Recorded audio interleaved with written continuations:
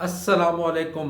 Colton industry के ऊपर M23 ने कब्जा कर लिया है। M23 की जानकारी से पहले हम कोल्टन इंडस्ट्री को समझ लेते हैं। कोल्टन के मेटल को देखें तो ये दो अल्फाज का मजमूआ है, जिनमें से एक लफ्ज़ कोलम्बाइट हो गया और फिर दूसरे नंबर पे टेंटालाइट हो गया। ये दो मेटल मिलकर जो ना कोल्टन बनाते हैं। कोल्टन इंडस्ट्री का वजूद अगर देखें तो ये कांगो का इंतहाई जो मशरकी सरहदी एरिया, वहाँ पे जो ना रुबैया का जो ना शहर है, वहाँ पे इसका वजूद है। बज़ाहिर बोलने में ठीक है इंडस्ट्री होगी, लेकिन जब आप वहाँ पे जाके विज़िट करेंगे तो ये आपको यहाँ पे इंडस्ट्री नाम का कोई वजूद नज़र नहीं आएगा। लोग इंतहाई गैर महफूज तरीके से, मतलब कि बेलचों से ज़मीन को खोद रहे होंगे और वहाँ से जो ना कोल्टन के पत्थर को निकालते हैं, और कोल्टन के पत्थर को निकालने के बाद उसको रिफ़ाइन किया जाता है और उससे हमें दो मेटल मिलती हैं। एक हमें कोल्टन का पाउडर मिलता है और फिर दूसरे नंबर पे हमें टेंटालिम ये मेटल मिलती है। टेंटालिम ये आपके मोबाइल में इस्तेमाल की जाती है और इसका साइज़ एक मटर के दाने के बराबर होता है। हो सकता है इसका वजन जो ना मटर के दाने से भी कम हो,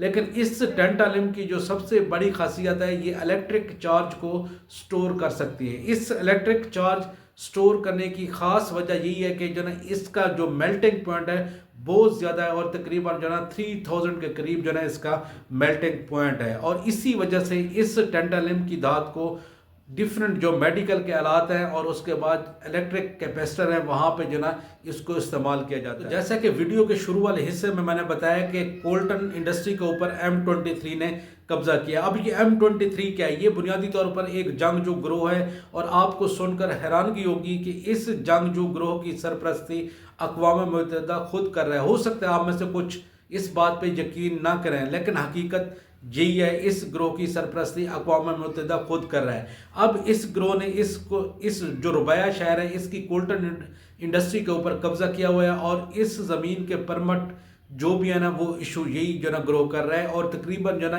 1 किलो जो टेंटलम का पत्थर है जो आपके मोबाइल में इस्तेमाल होता है, उसके ऊपर 7 से 10 डॉलर के करीब जो ना ये टैक्स जो ना चार्ज कर रहा है। और अक़वाम मुत्तहिदा की जो रिपोर्ट है, माहाना आमदन जो इस ग्रोह को इस इंडस्ट्री से मिल रही है वो 8 लाख डॉलर के करीब जो ना मिल रही है। तो क्या बात यहीं पे ख़त्म हो जाती है कि एक जंगी ग्रोह अगर किसी ऐसी ज़मीन पे कब्जा कर ले जहाँ से मंशियात निकल रही हो, या ऐसी ज़मीन जहाँ से मदनियात को निकाला जा रहा हो, और उसके बाद जो ना उसकी इनकम स्टार्ट हो जाए, ऐसा बिल्कुल भी नहीं होता।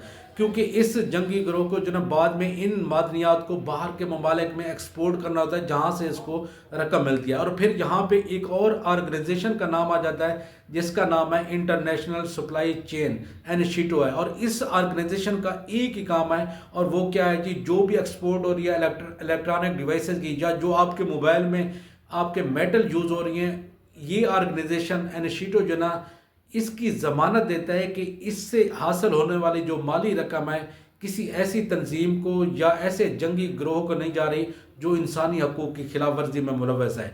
इस ऑर्गेनाइजेशन का एक ही काम है, और उसके बाद जो भी प्रोडक्ट बाहर के ममालिक में एक्सपोर्ट होती है तो सबसे पहले इस ऑर्गेनाइजेशन के कलेक्शन पॉइंट के ऊपर लाई जाती है, और जहाँ पे उस प्रोडक्ट के ऊपर टैग को जो ना इस ऑर्गेनाइजेशन का चिस्पा किया जाता है, और फिर उसके बाद उसको बाहर एक्सपोर्ट कर दिया जाता है।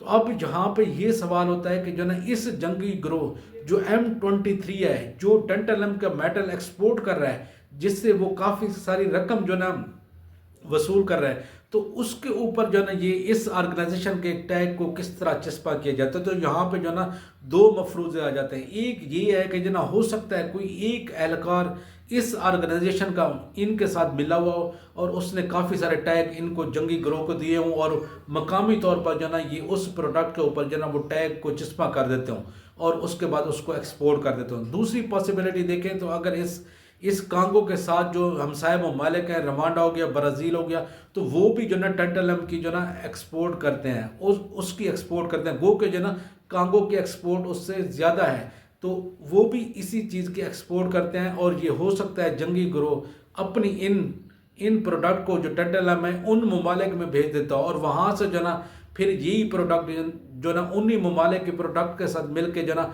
उस इनिशिएटिव को जो ऑर्गेनाइजेशन है उसके कलेक्शन पॉइंट पे ऊपर जाती हो, और वहाँ पे उसके ऊपर जो ना टैग जो ना चस्पा किया जाता हो। क्योंकि इस तरह जो ना बिल्कुल आइडेंटिफाई करना डिफ़िकल्ट हो जाएगा कि ये जो टेंटलम है कांगो से ही है, और ये रवांडा से आई है, ये ब्राज़ील से आई है। क्योंकि कलेक्शन पॉइंट के ऊपर वो सारी जना मिक्स हो जाती हैं। तो दोस्तों आज की वीडियो बेसिकली इस मेटल के ऊपर थी जिसके ऊपर जो ना M23 ने जो ना इस कोल्टन इंडस्ट्री के ऊपर कब्जा किया हुआ है, और इससे काफ़ी सारी जो ना जो अक़वाम मुत्तहिदा की रिपोर्ट है उसके मुताबिक जो ना 8 लाख के करीब जो ना यहाँ से जो ना डॉलर के करीब जो ना यहाँ से इनकम महाना वसूल कर रहा है। तो आज की वीडियो इसके ऊपर थी, इसका मुझे फीडबैक लाजमी दीजिएगा। मिलते हैं जी नेक्स्ट नई वीडियो के साथ, तब तक के लिए अल्लाह हाफ़िज़।